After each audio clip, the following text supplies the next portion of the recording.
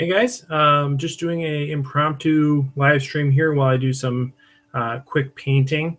I don't know how long this is going to last. It's basically just until my own little Genestealer wakes up from his hive fleet. So once that happens, then we'll have to end. But for now, just getting some painting done. So let me get it all set up here so I can actually see what's going on, because of course I can see that there's a live stream, but if you guys say anything, I have no idea. So yeah. All right, let's get that window over here. Now, of course, if you're watching this after the fact, this makes for captivating video. But for now, this is this is how we're doing it. All right, so we get it all set up here, and let me just let you guys know over on Facebook that this is happening. By the way, if you guys don't know that I have a Facebook, go ahead and check it out. That way you get to see all sorts of other stuff that I'm doing aside from just the video. All right, publish that. All right, so I got this shirt, and I got this shirt for Christmas, and I was going back and forth on whether or not I was actually going to keep it, just because it was a little tight in the shoulders. I thought maybe I'd switch it out. And then, of course, once you wear a shirt once with a kid, with a baby, you're basically admitting that you're going to keep that shirt, because I think it took him like 5 minutes before he threw up on it. So yeah. That's how that went. Cool. Now I'm actually using the webcam on my laptop to do this, as opposed to the as opposed to my old iPhone. So hopefully this is a little bit better stream quality. Hey guys, Shamrock and Duckman, Dan. I don't know if I should call you Dan or Duckman, but yeah. Cool. So I don't know if I talked about this at all, but so my old process for painting Tyranids had been to prime them white, and then priming white, I have a really hard time getting a really good coat with white, and so I would have to prime it, and then I go and touch it up with white base paint, and hope that did the job. And then I'd go and I'd make this wash with flesh wash, and then a little bit of bone mixed in there. I'd put that over that, and then go and touch it up with actual bone, and then that basically get me to this point here, and that's what I would get at that point. And now I figured if I'm painting a whole bunch of guys, and I'm dedicating myself to painting them, I would end up using the Army Painter bone color instead. So that's what this is, and I think it's going to make it a lot faster for me, which I'm excited about. But right now I'm just putting the base coat on the carapace. That's Nagarath Knight. This is what I use for that. All right, Duckman it is. So I just use this purple.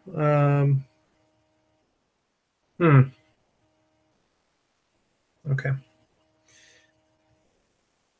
There's a little gap here where the carapace recedes and exposes the fleshy bits, and so it's important. I don't know, one thing that I always treat as a priority when I am painting is figuring out a logic for what is each color, then being consistent with that logic, I think that leads to better looking models overall than if you just paint. If you kind of come up with a color scheme and impose it on something as opposed to just following the actual logic of the model. It's kind of like in 3D modeling for like video games where you could skin something or you could, you basically you create a skin for a model just based on what you want it to look like, or you could look at the actual model and base the skin off that. I guess. So that's what I'm doing. As far as things going on aside from what I'm doing right this second with painting this Genestealer, I am playing in a doubles tournament with Gil, who you may have seen hopefully you saw do the Blood Angels video with me a little bit ago, and he's the same guy that worked with me on the Blood Angels content for the last iteration of the Codex as well.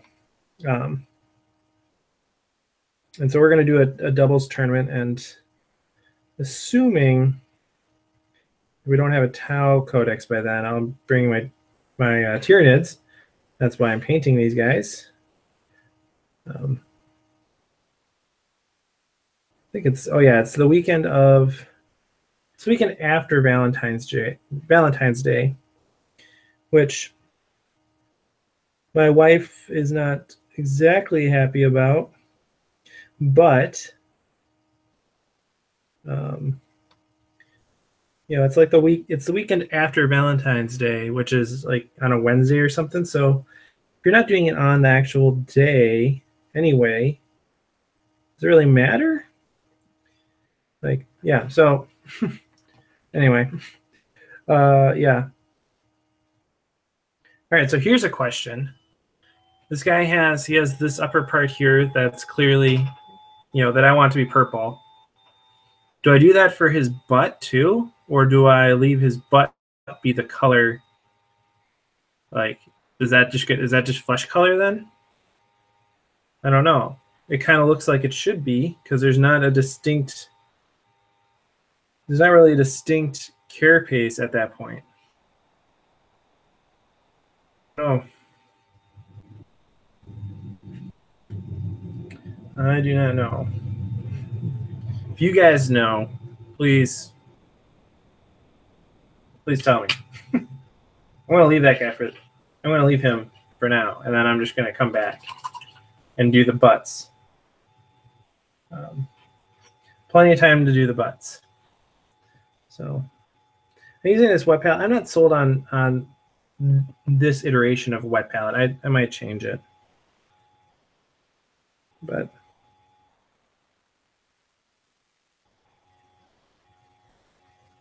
yeah. See, I'm really confused on this now. It seems so clean cut before. Like I was definitely going to, of course I say the whole thing about come up with the logic for the color scheme, and then I'm basically ignoring that. So we'll see. I could look it up. I could. I think another nice thing to do is just kind of use the actual like heavy metal teams models as a little bit of a guide about what things are the same material and what things are different materials and stuff like that. Because sometimes it's confusing. Like right now, it's especially with these older sculpts. I feel like there are places where either the sculpt, the actual production team wasn't able to capture the detail, or more likely that the original sculpt itself was just kind of like, well, we're just kind of, just kind of like this part's fuzzy, so it doesn't really. We don't really have to say what this is. It's just kind of, it's all the same thing. They'll figure it out. So. How's the stream quality, guys? Is it doing okay?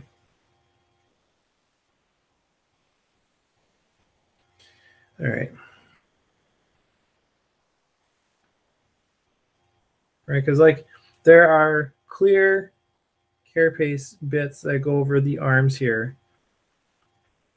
And those are distinct. And then I think it just keeps going down the back here. And then it gets to hips, and that seems like it's a clean break. But like the back part never really starts back up again. So guys, this is my first time painting Genestealers. Tau are so much easier to paint because everything is distinct. Everything has its place. There is a caste system for the individuals and a caste system for the equipment. It all has a place and a role. It is well thought out, whereas the Tyranid Hive Fleet is organized in a different way.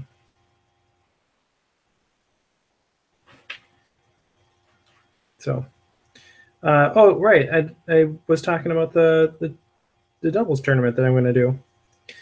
So that's going to be with Gil, the guy that does the Blood Angels.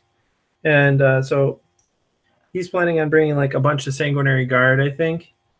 And like the Sanguinar and I don't know, a bunch of heavy hitters. And I'm going to bring a bunch of Genestealers and a bunch of Flying Hive Tyrants and a Neurothrope. Oh yeah, and my Tyrannifex. I have to paint him still. No,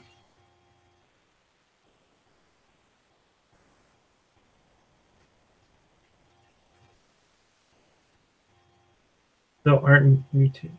Oh. Okay. I was really confused. Shamrock. All right, yeah. Right. Mutated Genestealers. Yeah. Yeah, so he's going to bring like Sanguinary Guard and the Sanguinar, I think. I can't remember if we decided that he was going to bring a unit, a fatty squad of Death Company too.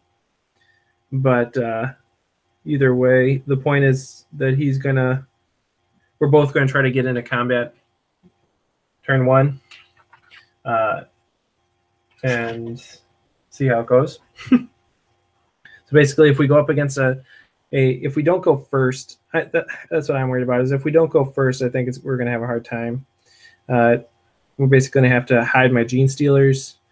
I can't bring a Malanthrope, and I don't have the points really to bring Venomthropes unless I want to drop the Tyrannifex, which might not be a bad idea. Generally, if you're going to go as a close combat army, you want to go big or go home. So having Venomthropes instead of a Tyrannifex might be, if I wasn't being greedy, I probably would go that way. But I am being greedy, and I don't want to actually buy a unit of Venomthropes because I just bought a unit of Zoanthropes to use as Neurothropes, and I don't want to do that again. So I don't want to buy the same kit twice. So right now, of course, buying the same kit twice, if you have experience with the units and have a good reason to buy them twice, then go for it. If I didn't think you should buy the same unit twice, I wouldn't have as many Crisis Suits or Fire Warriors or Uvaras, which, yeah, Uvaras. It would be really cool if they came out with some new models for the next Tau release. I don't think they will, but if they did, it'd be cool if they brought something into the main line that was a little bit more like a Hazard Suit or Ivara. But I wouldn't expect that. I think if we were to get a new unit, it would probably be some sort of auxiliary, or, well, probably not actually, because it seems like they're kind of, that part of the Tau fluff and model line is kind of being neglected. So, so we probably wouldn't get a new seems inconsistent with their current strategy regarding Tau to really go hard on the allies. Yeah, Kraken. Hey guys, hey Surreal. Hey, and you guys should always use caps whenever you write anything. I think caps are really the way to go. They get your point across, and they are easy to read. Don't have any confusion about L's and I's and stuff like that. So yes, especially in legal documents, go for it. Go for the caps. Yeah. So yeah, I guess we could talk a little bit more about the next Tau Codex. I don't think if they were to release a unit, I think it probably. Again, it just seems like they're going so hard on battle suits. That seems that that's the way they're going to go. So, guys, he's awake. So I'm going to use up this brush, and then we're going to be done. That was shorter than I thought it was going to be. So thanks for sticking around. Thanks for watching for the few minutes that we've been here. But yeah, as always, happy wargaming. And I'll try to do this again tomorrow, actually. His grandma is going to be watching him for a little bit, so I'll have some time. Okay. All right. Time to go. Thanks, everybody.